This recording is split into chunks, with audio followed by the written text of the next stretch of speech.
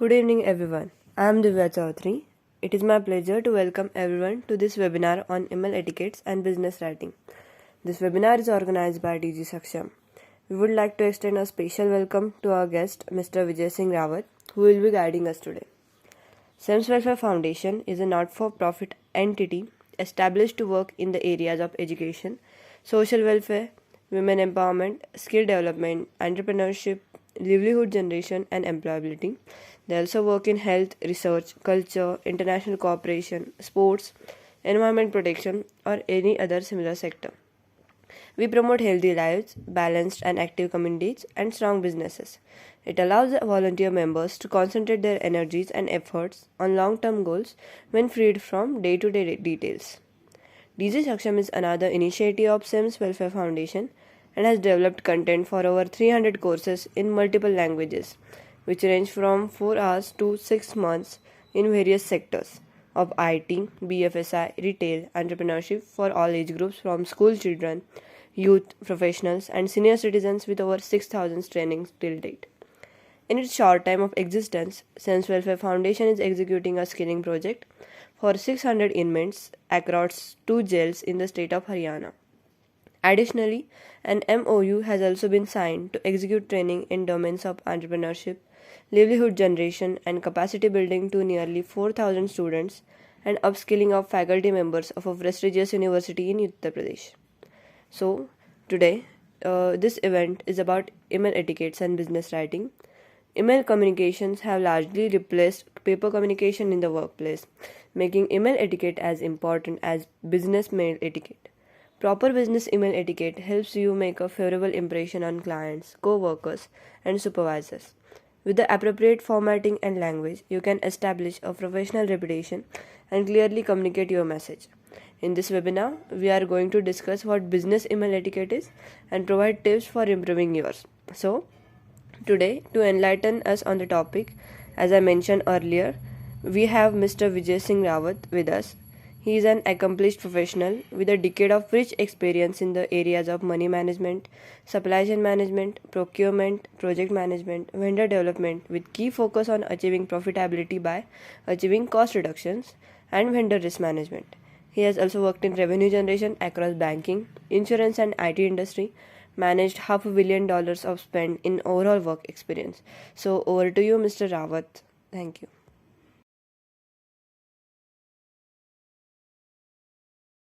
Thank you. So these are three questions which I will like all of you to go through. What does Amazon, Apple, in fact, I'll say all the registered company, I mean, whichever country you are in, whatever large companies, even small size companies, mid size companies are registered, what do they have one thing in common? Think about the next question which I like to think about is how are the $1 billion approvals or rejections done? I mean, I just said billion, it could be millions, it could be how are those monetary approval done? How are any a non-monetary approval like selection of a candidate, selection of a proposal done? And what is the most misused channel of communication? Think about all these questions and the answer. Answer is simple. So so Apple, Amazon, Facebook, Microsoft, all the companies, I mean, all not even Fortune 500, all the companies they work on email. The employees they work over email. All the approvals are done over email. And the most misused channel for communication is email. I'll tell you why. In fact, email is the most common and most accepted method of communication in corporates. I mean, the whole sentence should be in corporates, but even in our day-to-day life, also we tend to use the email communication. The definition of email is, I mean, it's a method of exchanging of messages between people using devices. This is a standard definition of email from Wikipedia and multiple sources. I mean, all of you know what an email is. It's a medium of exchange of information all the time. Now, if you see the statistics are interesting, there is only 16% of open rate of an email, which means, for example, into 2020, last year, there were 306 billion emails sent. By the way, there are only 78 million people. So every person would have received multiple times of email, and not everybody has an email account. Now, so out of 306 billion emails sent, only 16% were opened by the recipient, which means 257 billion emails were wasted. And that's for last year. For this year, this number will increase. I am sure in next 3 years we'll have trillions of email being sent, and in another next 3 years there will be trillions of email wasted. Hence, I said it's the most misused method of communication. If any of you have any query, please feel free to put down in the chat box. I will definitely give you an opportunity to raise your queries at the end of the session. Now, an average employee, people who are employed in skills sector, other corporates, they spend 25% of their work week over email. This number may increase or decrease between depending upon what country you're talking about. For example, in West, it might be close to 25. In East, people may stick to their emails on the phone also, and this percentage may increase, which means all the working population of the world, and that will be millions of people, their one-fourth of the time will go on email. Hence, it makes email one of the most important means of communication. Not only common, but most important because that's one-fourth of our time where it is going. In fact, I mean, and as I said earlier, that a lot of us receive a lot of emails, right?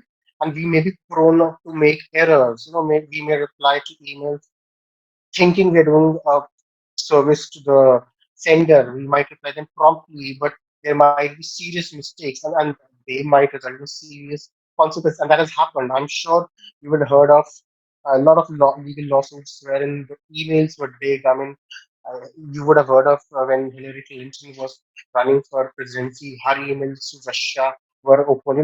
What I'm trying to communicate is that you have to be very careful how do you spend 25% of your work week, on that you spend that on email. I want to be very careful. How do you spend? And in fact, I really like the last line that a send button can create a difference between successful business exchange or a potential HR issue. Somebody could really escalate you. You have to be really careful how to write an email. We'll diverge more into the body of the email. How do we write the email? So the first thing will be salutation. And obviously, you might say the first thing should be the details of the sender. I will beg to differ. Do not put sender details in the beginning. The first thing should be salutation.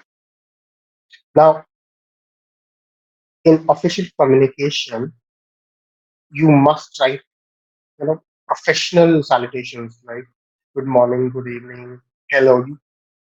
Writing hey, hi is not considered professional. I mean, it has to be very professional because you're being to your colleague. It also depends upon what country you're working upon. For example, in West, they they can live with informal way of communicating. They are okay with hi, they are okay with hey. In East, that's not the case. Also, I mean, do not abbreviate the name of the person. For example, I'm called Vijay. A lot of people write only V and J to me. I mean, while I do not escalate that, that is not accepted until they're aware that am I comfortable with my name being abbreviated? Yes or no? I mean, they should know it before sending that such salutation over the email. The first part of the email is salutation, and next will be subject line. A subject line basically talks about it should be the summary of the body of the email. A lot of people, including me, I think everyone, they will open up the email by reading the subject line. The subject line should be few words, 4 to 5 to 10 words maximum. It should have the crux of the body of the email. Uh, a recipient should be able to identify what is there in the body of the email by reading subject line. Hence, it should be clear and concise and in line with the body. Next will be the introduction. Now, I mean, while it might not be important to introduce every time, but it makes a lot of sense to introduce yourself and give some background information about the topic you are actually gonna write on the email. In West, it makes a lot of sense to introduce yourself. What do you do? I mean, countries like Japan, China, they expect you to introduce yourself. In fact, I think somewhere in Japan, they also inquire about the weather before coming to business. And especially to new contacts, potential customers, and new people, you will have to really introduce yourself. You know, people with whom you're working on daily basis, maybe you don't have to introduce every time. I don't have to write to Arun, hi, Arun, this is Vijay Singh Rawat. This, he knows who I am, right? If you're writing to a new person, do introduce yourself. If you're writing to somebody whom you write on frequent basis, you introduce the subject and your intention behind the mail. So that's, I'll say, if your email is like a 10 liner, 5 liner, the first one or two lines should be the introduction part. Okay. While you write the body of the email, culture is very, very important. I mean, you have to modify your email as per the recipient's culture. You know? For example, it is the way it's a Japanese, Arab, and Chinese. You have to tell them what you're thinking. You have to introduce yourself, right? There are cultures where you can be very direct. You can tell them that this is what I want.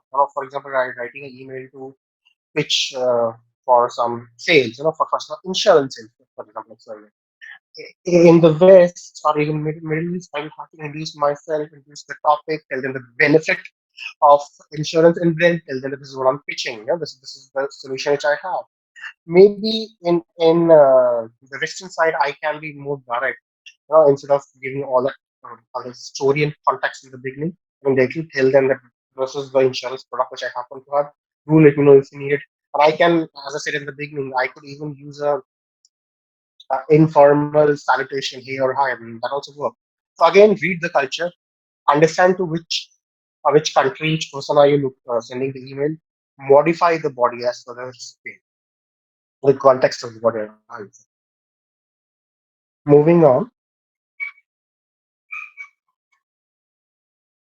Yeah, I mean, this example says in Japan it's polite and appropriate to inquire about the weather in the first sentence of the email. See, this kind of unique to them. They find it appropriate, right?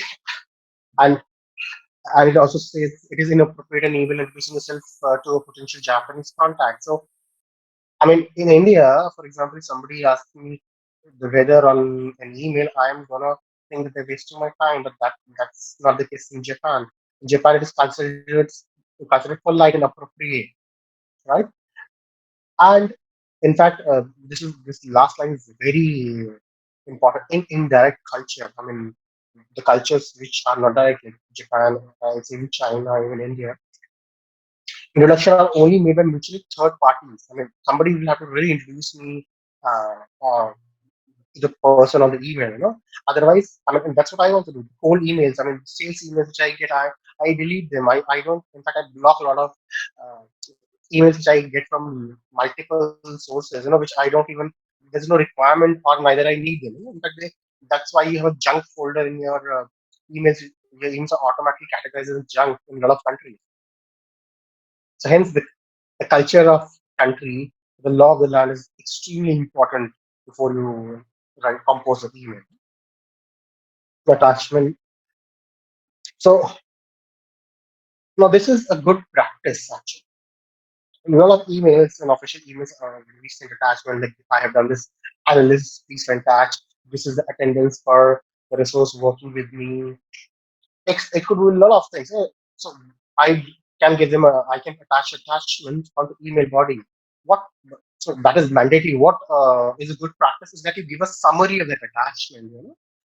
So for example, I said this is a spend I have done. I've done a spend of $1 million, and here's the attachment to detail wherein every dollar spent will be broken into where the category of commodity. But on the body, I could actually give a summary of that attachment. This, this actually shows the consideration of the recipient. I don't want you to run through the full attachment. I don't want you to open the whole attachment and go to just review the summary. Well, attachment is there for consideration later, but just take your decision based on the attachment summary which I have pasted in the body. So this is I'll say this is optional, but it's a good practice to do. Moving on, yes, I want to say the most important factor, but then there are much more important factor. But this is also extremely important. Confidentiality. Now, the first line is extremely to every electronic message leaves a trail. Basically, whatever you're writing, don't write something which you don't want other people to see. So, for example, Vijay is sending an email to Divya, all right, and I know it's only meant to for Divya. So, can I write anything? No, I mean that's electronic. I'll say medium of exchange, right? It is stored in some server, right? If and I'm sure you guys are listening to news on daily basis that email database of Google got leaked, Yahoo got leaked. Well, what does leak means? Which means their ID and password are compromised. Anybody can create their emails, right? So do not write anything which you don't want everyone to see, right?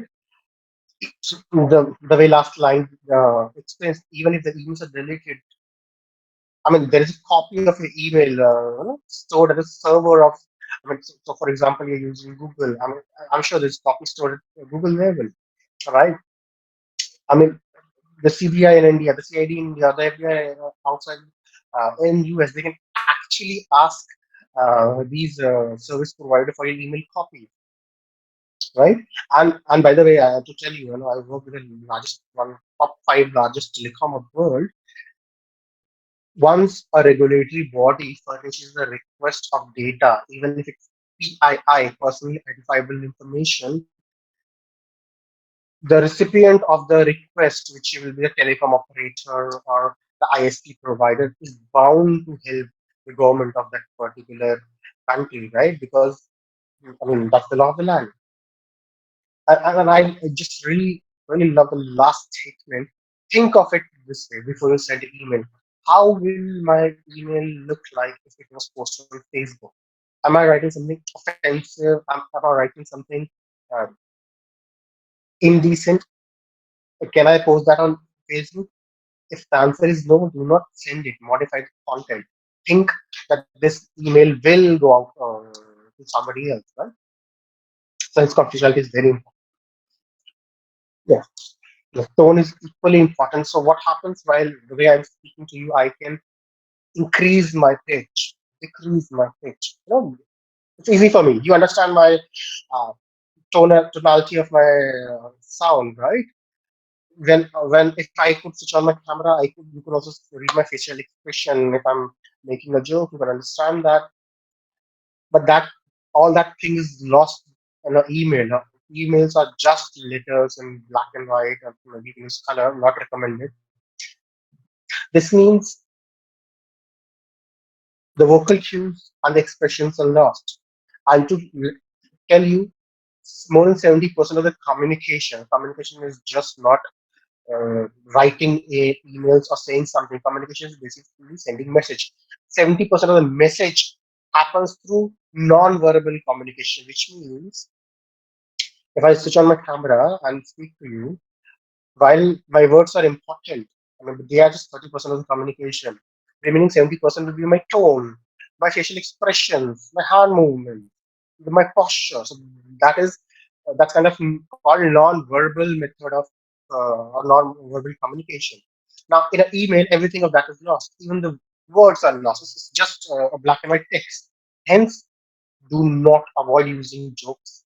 Avoid using negative words. I mean, even if you mean in a lighter way, do not use it because it's extremely difficult for the recipient to understand the tone of your email. You might mean it in lighter sense, they might take it otherwise. As I rightly said, you might think of it as straightforward. They might think of it as angry bird, right? Also, it is recommended that you read your message before sending it to someone. If it sounds harsh to you, if you're offended by the message, then please be very sure that it will be sounding harsh to the recipient also. Hence, modify it. the way you will want that email in your inbox. Now, for best, results with adjectives, do not use negative words. You could write failure, wrong. Or you could write, you have, you did not succeed. Things did not go exactly the way we wanted. You have not paid attention to this thing. Instead of using failure, wrong, and negative, I just gave you synonyms of these three words. And always be very, very kind of on emails. You have to use words, please. You have to word use kindly, request you, all those things. Thank you. All of it should be part of your uh, email, and it will make your the tone of your email very, I'll say, respectful and meek. Yes. See the way I've written fonts. Like you can't use Comic Sans. You can't use comic fonts in your professional business email. It has to be professional. The Gardner rule says that you have to have the email should be easy for people to read, but you have to use professional fonts like Arial, Calibri, Times New Roman is the most common one. And for color, black is the safest choice. You can use black, and this 10 to 12 point is the size of the fonts, right? 10 to 12 is a decent size depending upon whom you're sending it. So I tell you why it is important. So one, the fonts it talks about how the fonts talks about how serious are you about your email. If you're using Comic Sans, maybe you're not really serious. Size, if you're typing in along with size, the boldness also dictates that you're shouting on somebody. If I say the cardinal rule, the way it's written, right? If I write it in caps, that's considered offensive. I can use a size of 10, I can use size of 12, I can use size of 14 also. That's not very offensive, but yes, 10 to 12 is a normal expected size. Color, black is the safest choice. If you write something in red, that's really considered offensive, and that's considered that like you're escalating somebody. So never ever use red until unless you really want to escalate somebody. I hope we're clear on this part, guys. I'll move on. Conclusion. This is not the conclusion of the presentation. You will have another 10, 15 minutes. You'll have to bear with me. This is the conclusion of the body of the email, right? So give them a closure, right? You will have to say thank you at the end of the email, regards, and you will put your signature. But just before that, you also like, if you've written a large email of 10 liners, just in last one line, give them a summary and tell them this is what is expected. Like expect you to expect your expedited response, right? Or no reply necessary. This is only for FII, for information, right? Please let me know if you want to. You need further assistance. Please let me know when we can connect. There should be conclusion to the email, and that will make your email 100% complete. And again, I'll repeat: you will have to have right thanking you or sincerely or regards at the end of the email. So, there are I have tried to include as many as basics of email etiquettes, but I don't think so. Anybody can make an all exhaustive list. These are other basics. Double check what you have, whom do you want to send the email. So add the recipients at the end of the email. That's what I said at the beginning. First should be salutation you should worry about, not adding the recipients. There was a lot of time it has happened with me in the past, right? I'm writing the email, I press send button by mistake. The email goes to somebody, right? So do not write recipients in the beginning, write the recipient at the end, and double check them because if I go to the wrong people, yeah, add email address at last, proofread every message. You can press F7 and your tool will read the whole email from the grammatical perspective. That's done, but you also have to read from a uh, as a sense or conciseness perspective. We'll come to that also. Do not hit reply button, which means if you've got an email and you will have to think 10 times before sending a reply, or you have to it is recommended that you add everybody on your own so that you know whom the email is going. That's a recommendation. And there is a rule, make haste, the one I talked about earlier also, that it is considered good that you respond to email within 24 hours. Otherwise, you consider, I mean, you consider that you're slow. And a lot of companies, again, it will depend on the country and companies. A lot of companies they expect a response in few hours. I mean, there are uh, technical escalation mails which have a response time of 2 hours, 6 hours, but this is a general rule. Please try to respond to all your emails within 24 hours.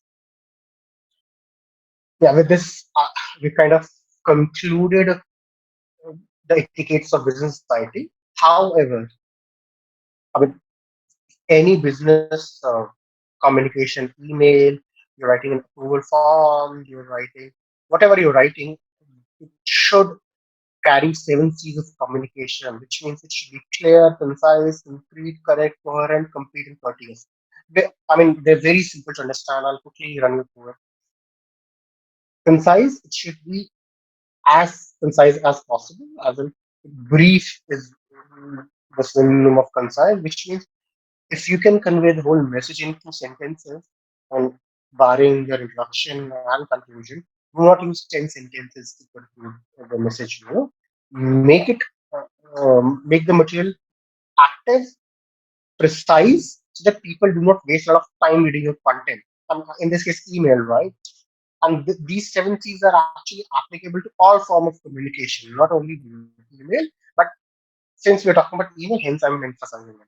So your email should be as concise as possible. Nobody loves you a 10, 20 liner email. Nobody. Complete, which means, I mean, as the name suggests, whatever you're asking, you're telling, you're informing, it should be complete in one go. With respect to email, you cannot send 3 emails just to pass on one message. And it has happened with me also. I am writing an email, I send it, and then I realize, oh my god, I forgot a message. So I'll actually send a talk about it. I didn't do this. That's wrong, right? You should send a complete email in one go because we should respect people's time also, right? They are not here to read all our multiple emails on one subject, right? Do you want time to go through this text? Or I think we'll do one thing, we'll send the PPT. I think that's what Atul is going to say. I'll move on. Coherent, which means the ideas should be aligned in one fashion.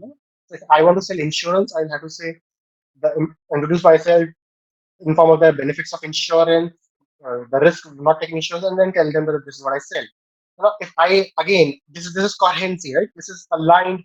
The whole email is aligned to one idea. Now, incoherent would be there's an introduction, and I'm talking about weather, then I'm talking about sport, then I'm talking about banking, and then I'm talking about selling insurance. Something that there's no coherence in this email, right? It has to be logically, stated. There should be logical sequence to your email. That's what coherence. The structure basically of the email. So please ensure that you reread the email and ensure that there's a coherence in the body of the email. This is very clear as mentioned. The message should be clear. You cannot confuse people with your emails, right? Do not write confusing vocabulary, unnecessary paraphrasing, terminology, use active voice, present tense. Make it as simple as possible. The message should be confident, clear, so people can understand what you're trying to communicate. Otherwise, the whole message the whole idea of sending an email will fail. Courteous, obviously respectful. I told you, you have to use words like please, kind, respectful. Even if you ask somebody to do it, please request you to please kindly help with this XYZ thing. Request you to please kindly look into this one. This is what you should be writing. It has to be courteous. You cannot be offensive, no matter you're writing at a personal level or professional level. Again, same thing. The courteous actually is about tonality of the communication. In this case, tonality of the email. But concrete as in it should have a definite sense. While it's authoritative, what this point tries to communicate that your email should be really specific. What is that you need? I mean, you want to sell insurance, it should clearly state you're just going to sell insurance, right? You cannot, I mean, if you stop your email while telling that there's a risk if you don't have insurance, don't tell us that you're going to sell insurance, then your email is not concrete. No, it will have to make sense. It has to have, I'll say it has to have be very specific. Correct. I mean, you cannot have mistakes. I mean, I told you how to correct a grammatical mistake. But factual mistakes should not be there, right? It should be I mean, if you're saying that the risk of insurance is that a lot of people are 10%, 20, 30% is not covered, they lose the savings, that those facts should be really, really researched. If you see my email, my PPT, I've written that in 2020 there are 306 billion emails sent. I've actually researched that data. I can't just uh, present the data without researching. So your facts should be correct, your grammar should be correct. This is what it talks about. These are seven uh, C's of communication everybody should look into before speaking or sending emails, any form of communication. With this, I come to the conclusion of this presentation. One last thing I'd like to do is write a sample email for all of you, and then we can take questions. Just hold on. I wanted to. Uh, I thought I'll put an example, but I realized no. Let me do a live email. For example, I want to write an email to Atul, thanking him for allowing me to present the session. So I'm going to write the body here Atul. Oh, you are there. I'm writing this email. Thank you for allowing me to present my ideas and opinions about the email communication. Email unofficial communication. Email unofficial okay.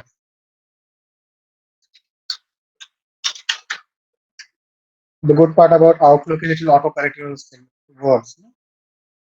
So I am writing. So if you see my again, guys, if you see my font is Calibri, my body is 11. I will make it 12, and it's all black. It, it was a great. It was a great session. Great session. Great and amazing audience. I will like to do this again in future. Warm regards. Okay. Pleasure. Now, did you see? I actually wrote the body of the email. Now I'm writing the subject. Thanking you. Oh, thank you. Only thank you. That will make sense. And now I'll write his email ID. So, guys, could you see the way I wrote the email? So, there's a salutation, there's a opening, there's thanking, there's body. It talks about why I'm writing the email, and my subject also talks about this is a brief description and for very few words what this mail is all about. And then at the last, I will put the recipient email ID. I hope this was you guys could see it. I'm gonna stop sharing now, and I'm ready to take questions. Yes, thank you so much. We have some questions. Yes, sir. How to write an email job to HR? Email for a job to HR. Oh, that's very simple. Just write regarding this XYZ opening. So, for example, I am a procurement professional. Whenever I send my resumes, I write regarding a procurement opening or just procurement opening in your that's all regarding procurement opening or procurement opening. And then I put the body of the email. So that could be a subject line. If you're aware there's an opening, right? So for example, if I'm aware there's an AVP level opening, I'll write regarding AVP position. That's all. The subject of the email. I hope I'm able to answer your question. Yes, sir. And Aaron is also asking, can email contain viruses? Is that like we get Okay. emails and they contain So if we go, viruses? yeah, yeah. So if we go into the detail, what is an word? So email is actually code. Software is a code. Email is a kind of software. I mean, it has a coding behind it. And a virus is also code. It's a malicious code. So hence, yes, your emails can contain viruses. And that's what spamming, malicious email. In fact, there's an industry around it, right? Which stops your. If you buy an antivirus, you'll see they actually have anti malware, anti spamming solutions. So yes, an email can contain viruses. Usually, all the email ID providers they have antiviruses, especially if they go from a corporate. If you see emails coming from a company, there'll be confidentiality clause at the end of the email, which is auto created, which says that this email is coming from Facebook. Facebook rights to reserve XYZ, and email is actually scanned before sending it to you. But yes, to answer your question, emails can contain viruses. So thank you so much, and this was really enlightening session. And so, Digi section would like to thank you for giving us your precious time and sharing your knowledge with us. And thanks a lot to our audience also for attending this event. We hope you gain knowledge today, and we look forward to seeing you at the next event. So, thank you so much, sir. Thank you so much, everyone, for attending. Thank you so much. Thank you everyone for attending the session on this fine Saturday evening. I hope I'm able to add value to you or your lives. Thanks. Have a good day. Bye.